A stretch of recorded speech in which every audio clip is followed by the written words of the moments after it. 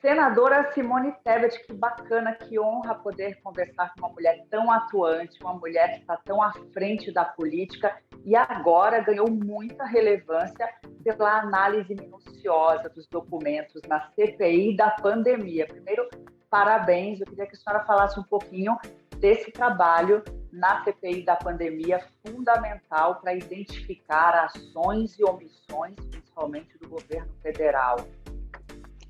Bom, primeiro agradecer, Lilian, a você, a todo o Grupo Perfil, em nome do Rolling Stones, pela oportunidade de estar aqui batendo um papo com vocês e dizer que a CPI só traz luz à realidade dos fatos, infelizmente e lamentavelmente, né? Traz a verdade para a população brasileira, que nós estávamos no período em que a população mais precisou do poder público, do governo federal.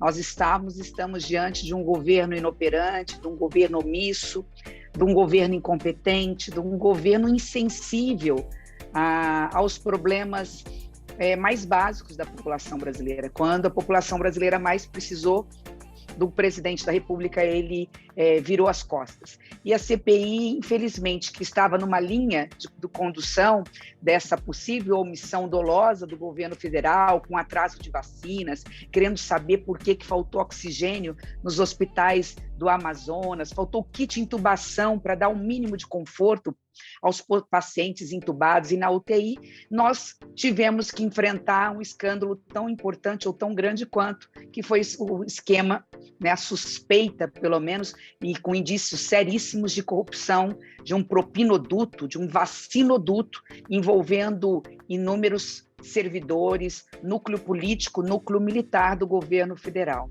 Então, a CPI traz luz aos fatos, lamentavelmente, os fatos não são bonitos. A gente passou de uma fase, não é, senadora, de investigação de por que os e-mails da Pfizer não foram respondidos para uma outra, né, suspeitas de corrupção, e teremos aí a expectativa dessa semana de Marcos Tolentino. O que pode ser adiantado em relação a isso? Eu diria, Lilian, que essa semana vai ser uma das semanas mais quentes da CPI. Nós já estamos fechando alguns núcleos relacionados a esse esquema de corrupção. Especialmente nesse caso que você citou do Tolentino, nós temos um contrato assinado de uma vacina que nós não conhecemos a eficácia, de 1 bilhão e 600 milhões de reais, um contrato assinado por quem não poderia assinar, com uma nota fiscal emitida para um pagamento antecipado de mais de 200 milhões de reais para serem depositados no paraíso fiscal, sabe lá para quê? Lavagem de dinheiro, dividir propina, né? E o que, quando nós já estávamos diante de tanto escândalo, nós percebemos que quem deu garantia a esse contrato, de que poderia ser esse contrato ser assinado, era um banco que não era banco. Era um banco cujos personagens todos se encontram em outros processos de denúncia também, e há uma suspeita de envolvimento não só do líder do governo, na Câmara dos Deputados, o deputado Ricardo Barros, como também o suposto dono deste banco, que não é banco, seria esse senhor de nome Tolentino. Então, nós teremos aí fortes emoções, será uma semana intensa, será uma semana quente, porque também na quarta-feira nós temos aí a oitiva de um personagem, Marconi, que seria um intermediário ou um suposto lobista que aparece tentando fazer esquemas de contratos de toda sorte de contrato administrativo, chegando até um possível relacionamento com um dos filhos do presidente da República. Agora, senadora, vem chamando a atenção a sua atuação, principalmente a sua atuação minuciosa no que diz respeito à análise de documentos. Como é que é o teu trabalho? Porque a gente que está em casa acompanha os depoentes mentindo de forma deslavada. Aí chega a senhora com a análise dos documentos, analisando cada tópico e provando por A mais B que aquilo é uma inverdade. Como é que é esse trabalho? Como é que é a sensação de realizar um trabalho para a população como esse? Lilian, a sua pergunta é muito interessante, porque me permite falar rapidamente do que é a CPI. A CPI é muito mais do que as pessoas veem. O que elas veem é a parte mais frágil da CPI, por incrível que pareça, que é a parte da testemunha. Ninguém espera que um depoente, especialmente um que está sendo acusado, vá lá e entregue tudo para nós, até porque nós não somos delegados de polícia, nós não temos a manha, nós não temos o jeitinho de extrair, né, as informações, embora nós tenhamos conseguido tirar o nome do líder do governo da boca de um deputado bolsonarista, e, enfim, tenhamos avançado muito. Mas a prova testemunhal, a gente brinca no direito que é a prova mais frágil de todas elas. Por trás de tudo isso, nós temos milhares de páginas, dezenas de milhares de páginas de documento, de quebras de sigilo fiscal, quebra de sigilo bancário, quebra de sigilo de WhatsApp, de telefone. Então, todas essas informações, elas se juntam como elementos de prova.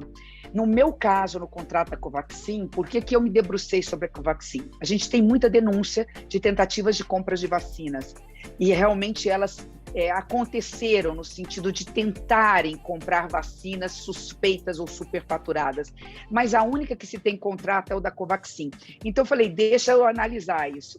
Foram mais de 1.000 e poucas páginas lidas no recesso. Eu me lembro que teve um final de semana que eu fiquei 6 horas no sábado e 4 horas no domingo, sem levantar do sofá, anotando todas as irregularidades que eu encontrei.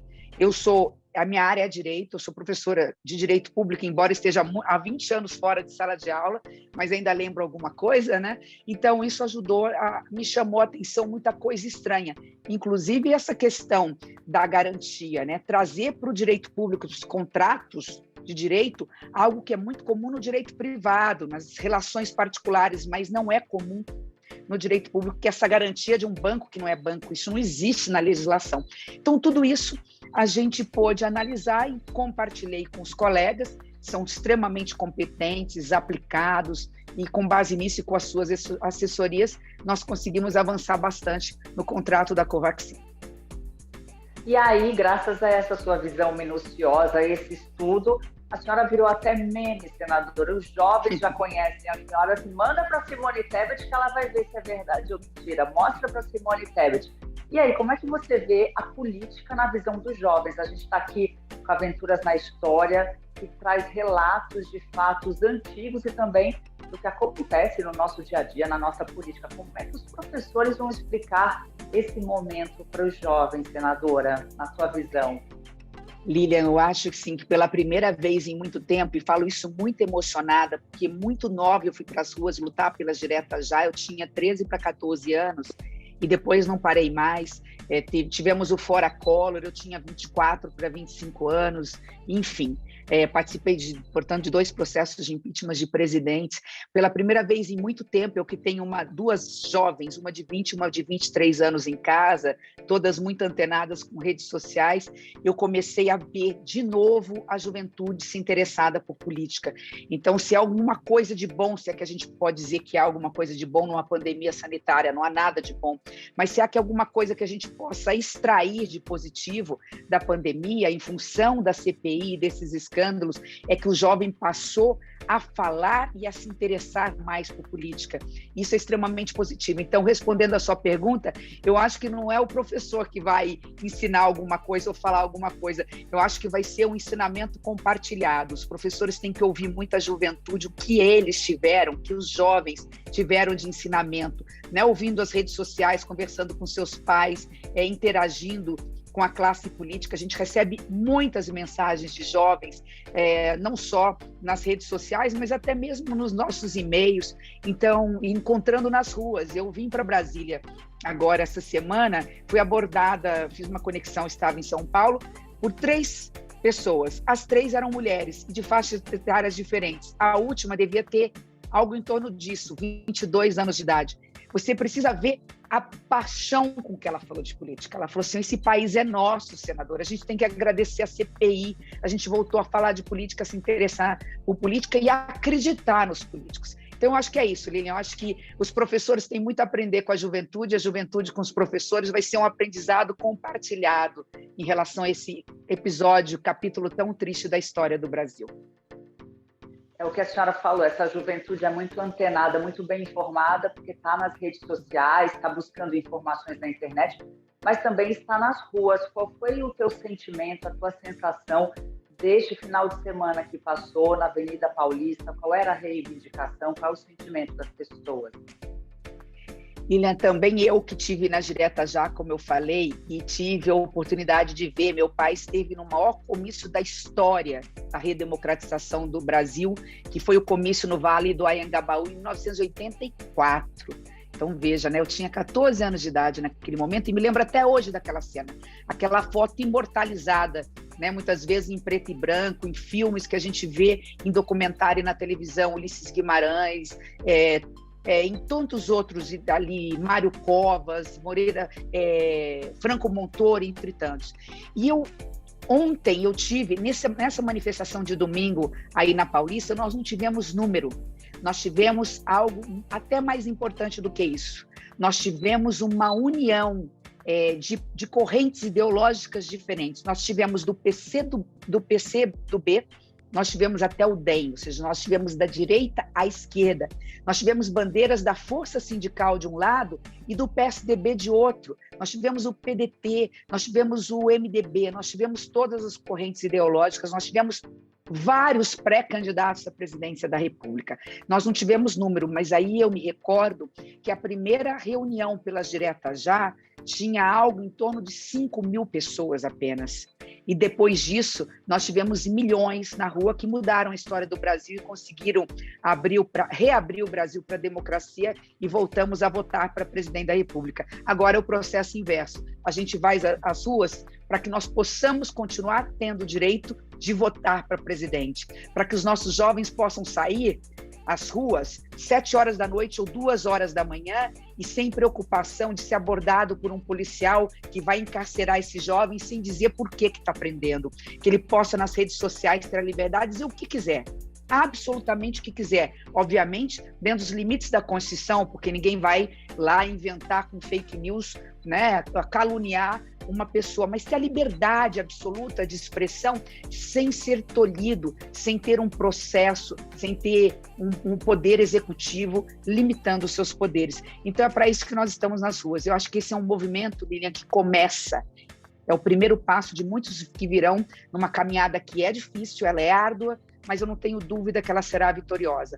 Ninguém vai conseguir arranhar, ninguém vai conseguir diminuir os nossos direitos e muito menos tirar a nossa liberdade, a nossa democracia.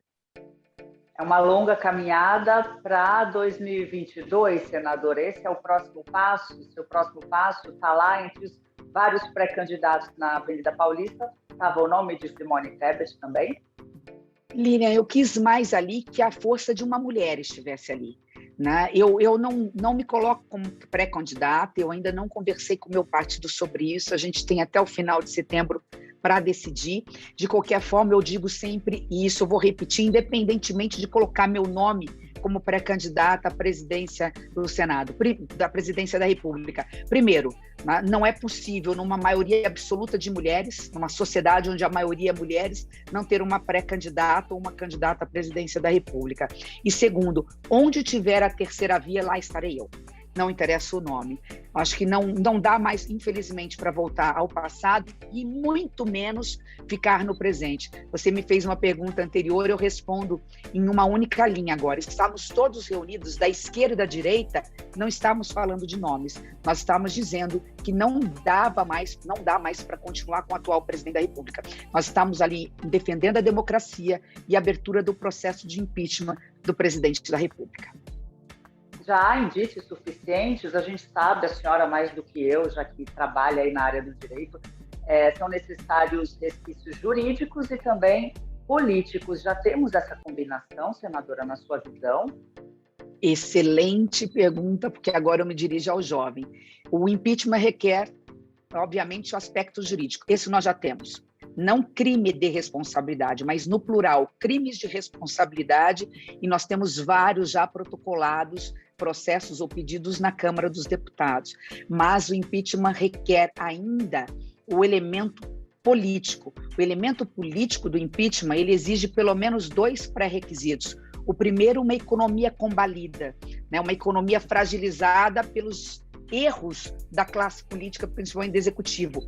se nós já temos aumento da inflação, recessão, desemprego, a população não conseguindo mais, o mínimo, 50% da população brasileira já entrou, lamentavelmente, na chamada insegurança alimentar, ou seja, não tem mais o suficiente à mesa todos os dias, mas falta uma coisa.